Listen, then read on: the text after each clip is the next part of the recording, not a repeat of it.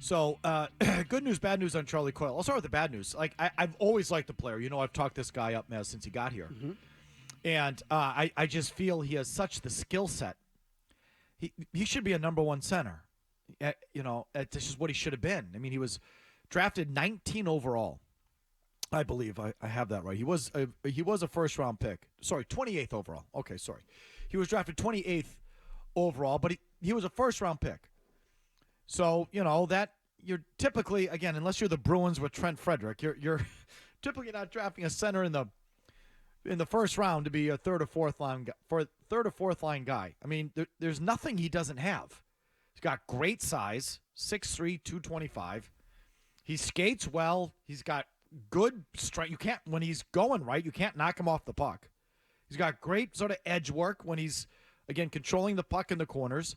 He's got soft hands. That little goal right there was a goal scorer's goal, as I said. That was a nice finish. He roofed it.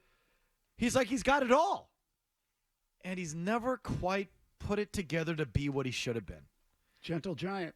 Maybe that's it. He lacks that edge, that snarl.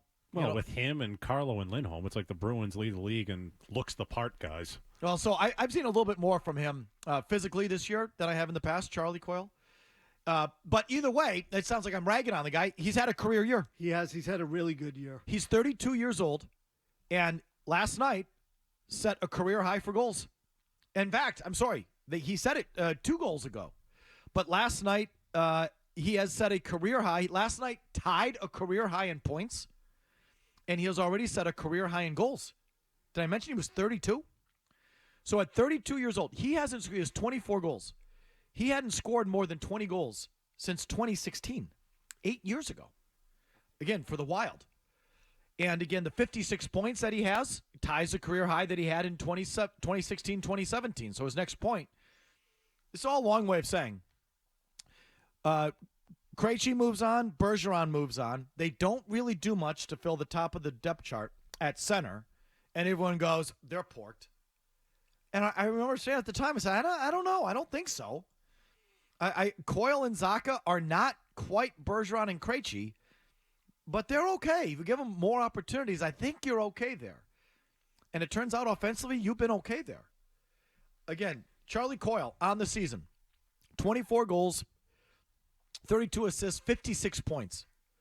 Zacha has 53 points. Okay, and again, he's on pace for a career year himself. So between them, Coyle and Zacha have 109 points.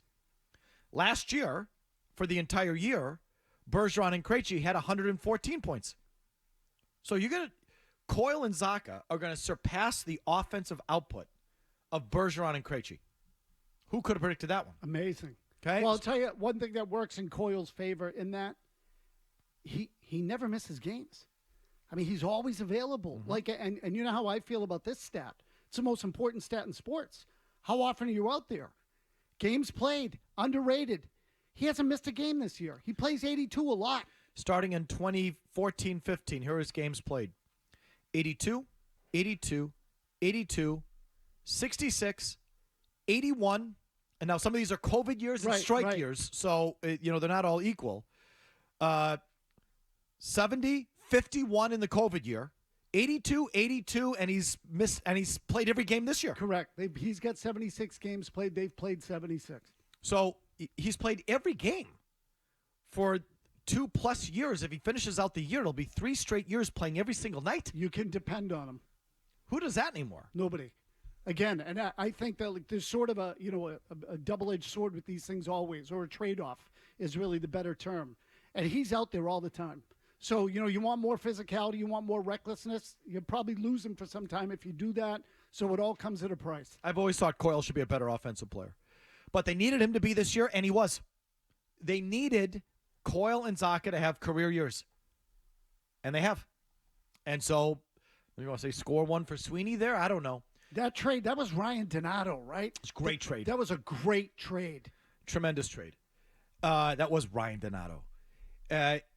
Where they miss, obviously, Bergeron. Okay, Coyle this year, again, 56 points. He's a -1, plus-minus, and he's got a 51.3 face-off percentage. Patrice Bergeron had 58 points last year, so Coyle's going to score more than Bergeron did last year. Bergeron was +35.